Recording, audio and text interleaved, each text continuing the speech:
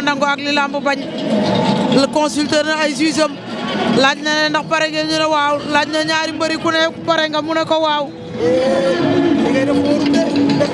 ayca arbitre sifflé na génn seen diggante ñoom ñaar ndeysaan Boy Grand Yoff ak Kadam Boy Grand Yoff ak Kadam acca ñoom ñaar mbete bëre simple roofo jàpp tànk ndeysaan nelaw na ca tànk ba mel ni Mamadou Ndiaye ndeysaan Boy Grand Yoff Kadam jàpp na tànk ba Kadam Boy Grand Yoff bañ na ma ngay rasu Boy Grand Yoff a ngay rasu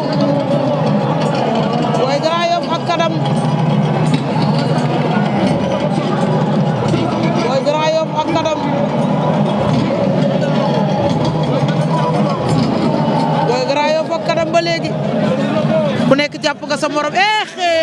wéyal na ko bañ na Boy Grand Yoff ku nekk sëpp nga sa bëtu oom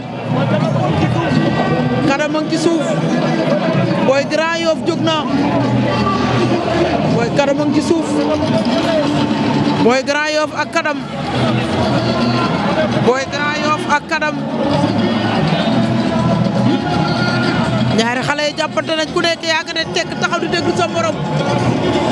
Boy Grand Yoff ak Kadam Boy Grand Yoff ak Kadam arbitre nga naan leen bëre leen ñaari xale yi na ngi bëre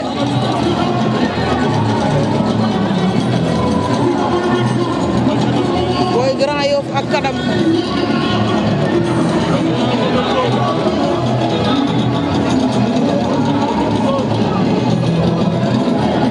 Boy Grand Yoff ak Kadam ba léegi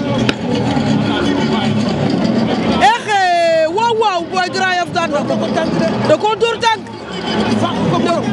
tànk fokk ko xëcc ko mu ñëw la ilaha illallah dóor tànk xëcc wooyele fokk rek lan la lu xew vaar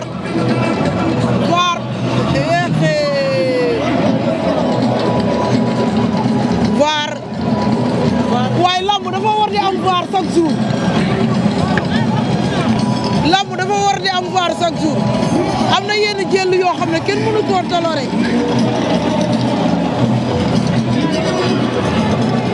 ndax arbitre nit njaay la jóge ca biir vaar di xool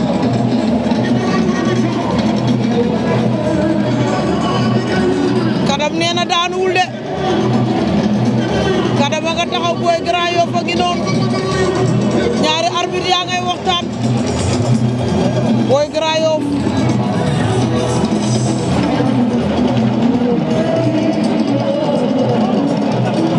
ba xool arbitre bi lu muy wax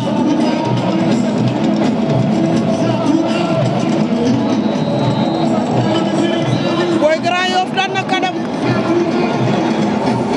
nagul Boy Grand Yoff daan na dafa Sa Touba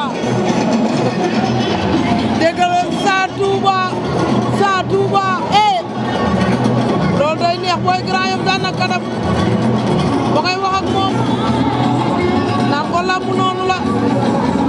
bu subaa yàlla nga am ndam loolu la koy wax maa ko dégg